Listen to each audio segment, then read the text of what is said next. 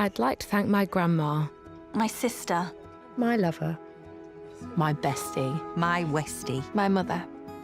Thank you for reminding me to go to my cervical screening. 2 women die every day from cervical cancer. But cervical screening can prevent potentially harmful cells developing and stop cancer before it starts. So don't ignore your invite. And if you missed your last cervical screening, book an appointment with your GP practice now. God bless you and thanks for coming. Please tell us about cervical, the campaign you're having currently on cervical screening. So Public Health England decided to launch a campaign about cervical screening, and the reason for it is to make people aware of cervical screening and to understand that it protects women from cervical cancer.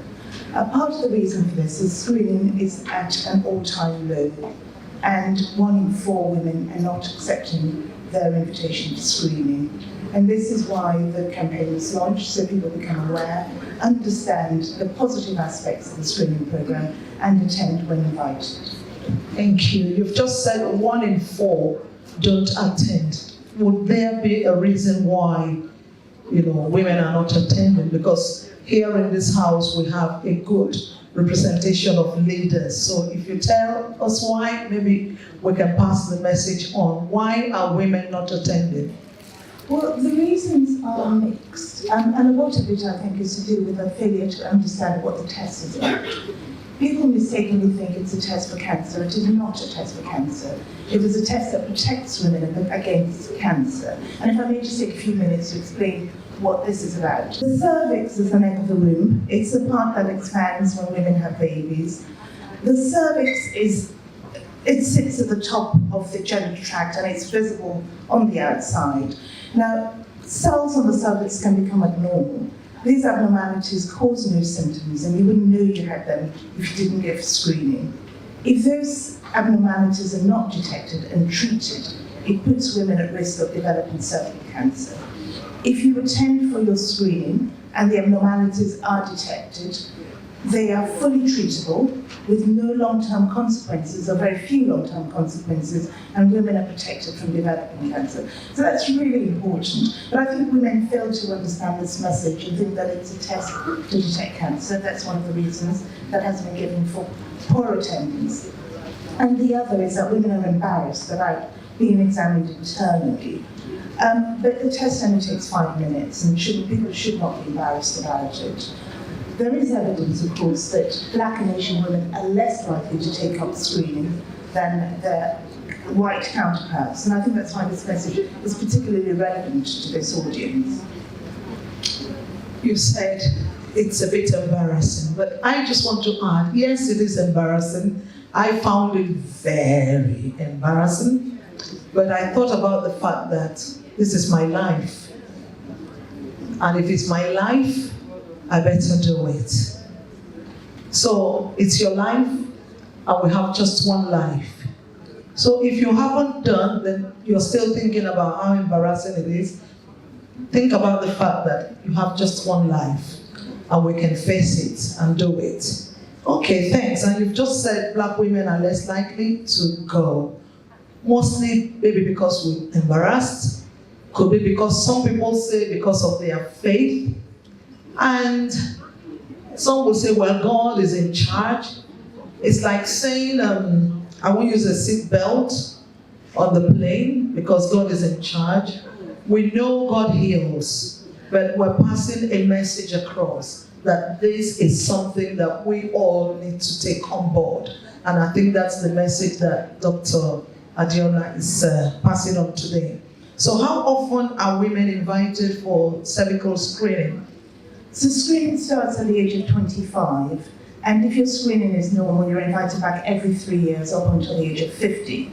And then if you've attended screening and it's been normal, from the age of 50, it becomes every 5 years. And again, if you've attended and your smears have been normal, you get discharged from screening at the age of 64. After that, after 64, not necessarily, except you want to. If you want to, you can ask for a test, but you're no longer routinely invited. Okay, so I'm sure you said 25, which is kind of, I didn't know that, I'm just knowing that from 25. So if you have daughters, sisters, friends, even our men as well, I think we can all pass on the message to say this is important. And there's something you said that this is one, if this is treated right or found out early, don't worry, thank you, it can be cured. And I don't know if there are many cancers like that. Indeed. Or maybe I didn't get the it right. test picks it up before it becomes cancer. Aha. So it's a preventative test. And if the abnormal cells are treated, it protects women from It can protect cancer. So it's a test to prevent cancer, not a test to detect cancer. And I think that distinction is really important. Is there a way this test can be a bit more comfortable? I'm a church girl. I think there are things that we can do as women to make it perhaps a little bit less uncomfortable. I think if you take a friend with you, if you wear loose clothing so that you're not constrained or uncomfortable, and if you're anxious about it, tell the snake taker that you're anxious. And there are lots of things they can do to help you, like you focus on your breathing and relax. Because if you're tense, it's much more uncomfortable. Okay, so for me, when I went, the first time I didn't know what to expect, and when she came and started doing that, I had to stop and I spoke to her, and the nurse was really, really kind. She made me to relax, and then thereafter, it was all done. And where can people go to find more information if they need more? So if you search NHS cervical screening, all the information is there. Okay, and then what advice can we also give to women that are apprehensive, not just because of the reasons we've given, for so many other reasons? What other advice can we give? So the test itself is nothing to be scared of. It takes less than 10 minutes. You only need to have a test once every 3 years if you are compliant, or if you're over the age of 50, once every 5 years.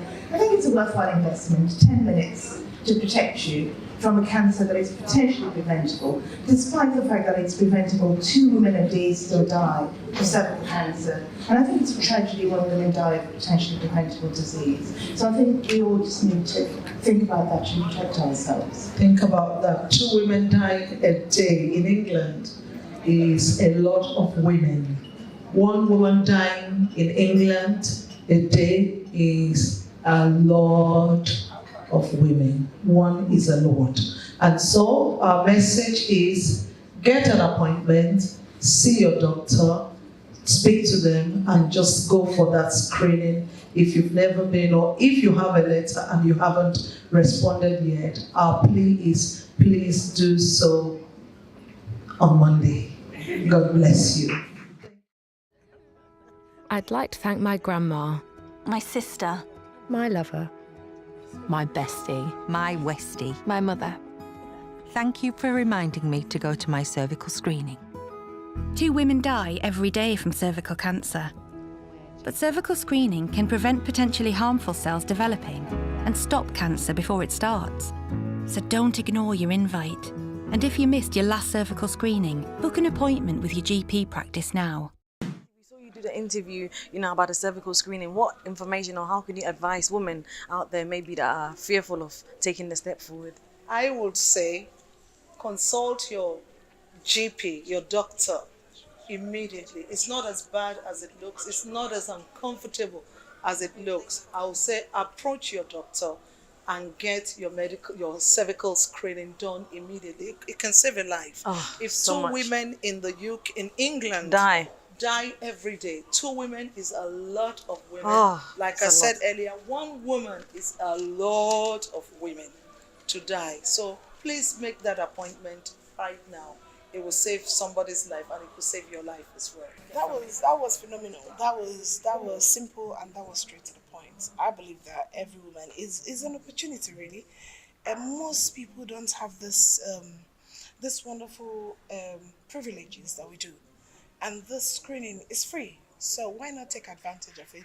Go for it, do it, so you can save a nation, you can save a home, you can save your children from losing their homes. So I thought it was great, and I thought it was interesting to kind of tell women that it's a preventative measure, you know, and it's easily cured, and that investing 10 minutes in your life could save your life. And yes, it's uncomfortable. I'm the worst person. We all are. It's just so bad. I'm just like terrible. So I now listen to music. So I find listening to music helps relax me. Wow. You know, even though I can't hear what the doctor or the nurse is saying, but I'm finding just trying to distract myself. So you just have to find your way to get it done, and just know that if somebody says to you, if you think that 2 women a week die, and somebody says to you, look, give me 10 minutes and I could save your life. Wow. Why wouldn't you? Yeah. It's a challenging thing to do, but I think if it's the difference between life and death, or, you know, good health and ill health, it's something that, you know, we really should be going after. I've done it a few times. Okay, I know it's not very comfortable. Not at all, but it's worth it, you know, for that peace of mind. Yes, it I is. would encourage women to do it. I'm of the opinion that if you are able to go for the test, whether you have the fear of what might come out of it, but the minute you go, you're not only saving your life, but you're also saving the life of another woman and potentially another girl somewhere. And so that's my opinion, is that go, not only in order to save your life, but to bring an awareness. There's a lot of things that women don't know and women are ignorant to. Wow. Based maybe could be culturally, and maybe just lack of knowledge, not understanding what it is. And it's a very simple test.